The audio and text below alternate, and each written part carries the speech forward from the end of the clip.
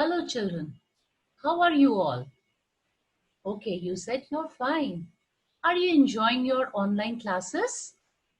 Yes, some of them are saying yes, they are. So children, when I asked you questions, you communicated your views to me. Communication, yes, this is the topic we will study today. Children, communication is actually imparting or exchanging of information by speaking, writing, or using some other medium.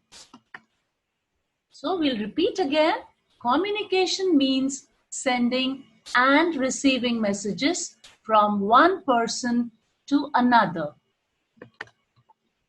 You know, children, in olden days, that was long time ago, pigeons were used to send letters from one place to another. Even horse riders were used to send messages to far away places. People also used smoke signals, drums, and flashlights.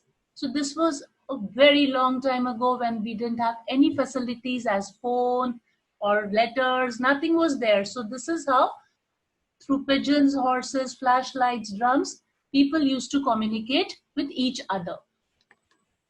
Now let's talk about means of communication. The various methods by which we communicate with different people are called means of communication. Means over here means different methods, right? So there are different methods by which we can communicate to people. First, let's talk about one-to-one communication. One-to-one communication means there is one sender and one receiver. For example, telephones, mobiles, letters, telegrams, and computers. These are means of one-to-one communication, okay? So only one sender is there and one person is receiving that message. Then we can communicate through messages. We communicate through messages. A message can be written or spoken. Urgent written messages can be sent through fax, WhatsApp, and email. So understood, children? We can communicate through written messages or verbal messages. And if it is very urgent, we can WhatsApp, email, or fax our messages and it would be received to the other person immediately. Other means of communication is letters. We can send written messages through a letter. Nowadays, very few people communicate through letters as they are very slow and take days to reach. Children, when we were young, long time, like when we were quite young, when we did not have the facility of WhatsApp and mobiles were not that common, we used to communicate with each other through letters. Some of them are using letters now also, but because it takes a little time to reach, the letters take time to reach, and because we have more easy methods like WhatsApp, telephones are there, so we are communicating through them. But letter is also one of the means of communicating to another person. Telephones. We can talk and listen to a person over a telephone. It is the quickest means of communication. Yes, this of course you all know, be it telephone or a mobile. If we want to communicate something, if we want to say something to the other person, we can immediately pick up, call him up and convey our message to the other person. So this is the quickest means of communication.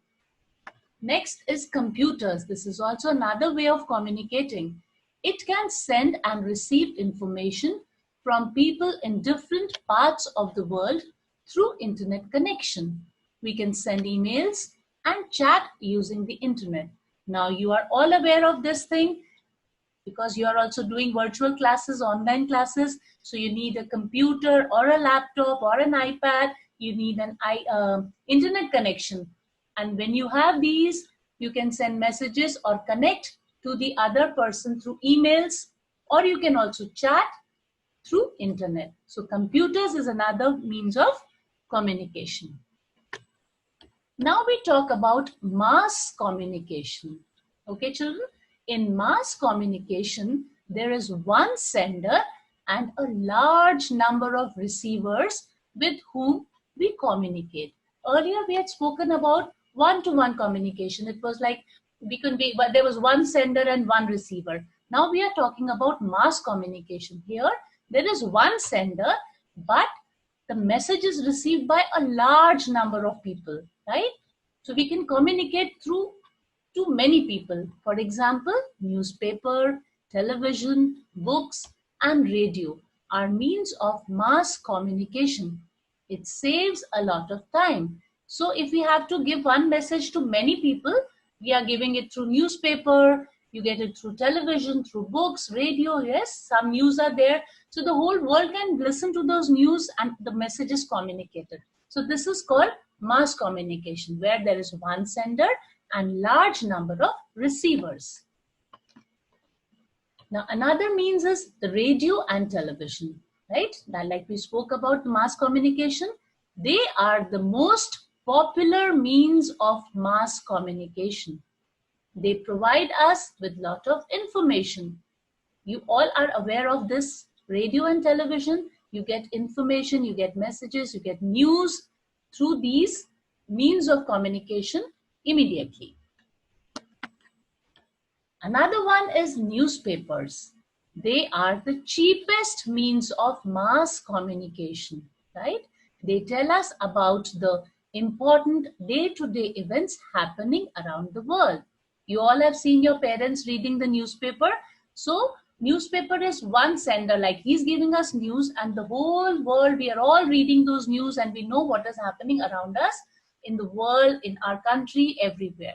So this is one of the cheapest means of communication.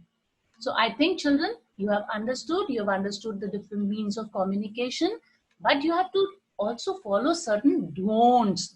That is, that you do not talk to unknown persons, don't communicate with unknown person, don't pick up any unknown number you're not aware about, right? And then if you're sending messages to someone through WhatsApp, or if you're sending an email, you have to be very careful that you use a sober language. Okay, so just go through your LM once again, read it, and you will understand it all the more better. Thank you, children. Have a nice day.